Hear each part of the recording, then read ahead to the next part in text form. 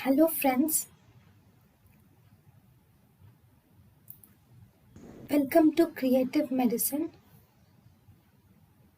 In this lecture, we will learn about shotgun only. Gunpowder contains all of the following except gunpowder contains potassium nitrate, charcoal and sulfur. It does not contain lead peroxide. Smokeless gunpowder consists of nitrocellulose. Double base smokeless gunpowder consists of nitrocellulose and nitroglycerin.